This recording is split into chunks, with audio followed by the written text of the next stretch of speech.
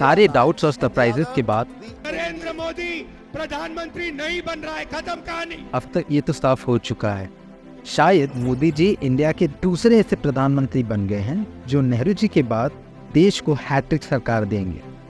लेकिन ये जीत जैसी ना रही।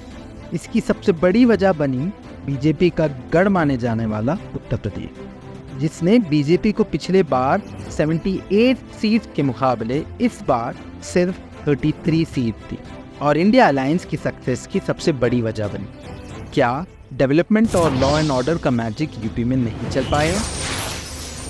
क्या अरविंद केजरीवाल की ये बात सच है?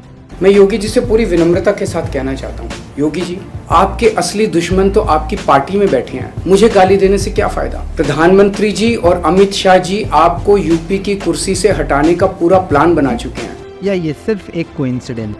इसके कई सारे रीजंस हो सकते हैं, लेकिन 4 ऐसे बड़े रीजंस हैं जिसकी वजह से बीजेपी इंडिया के सबसे बड़े राज्य में हार गई। रीजन नंबर 1, यूपी के लड़के राहुल और अखिलेश की एक स्ट्रॉन्ग साझेदारी जिसने उनके ग्रासरूट वर्कर्स को भी तातला खड़ा किया। रिजल्ट ये हुआ कि ये अलायंस न सिर्फ सक्सेसफुल रहा बल्कि बहुजन वोटर्स को अपनी तरफ इंक्लाइन करने में कामयाब रहा, जो एक टाइम पर बीएसपी का मेन वोटर बेस था। यही है हमारा रीजन नंबर 2, वोट शेयर के साथ बीएसपी के डिक्लाइन, जो एक टाइम पर इंडिया की 3rd लार्जेस्ट नेशनल पार्टी कही जाती थी, आज खुद अपने राज्य में सिंगल डिजिट वोट शेयर पर सीमित रह गई। इसके डिक्लाइन से इंडिया अलायंस को सबसे बड़ा फायदा हुआ।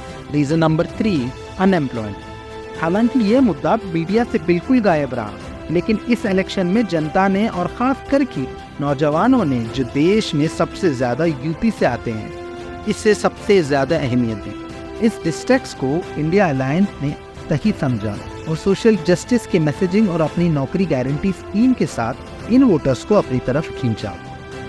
Reason number 4, overconfidence. चाहे वो प्राण प्रतिष्ठा सेरेमनी हो या योगी आदित्यनाथ की बढ़ती पॉपुलैरिटी या ब्रांड मोदी की कहानी, जो बीजेपी के ओवर कॉन्फिडेंस की सबसे बड़ी वजह थी। और ये ऐसे टूटा कि अयोध्या फैजाबाद की खुद सीट बीजेपी हारी। शायद इस इलेक्शन रिजल्ट के बाद बीजेपी का अब मेन एक्शन प्लान ये रहेगा कि इंडिया के सबसे बड़े राज्य को फिर से कैसे जीता।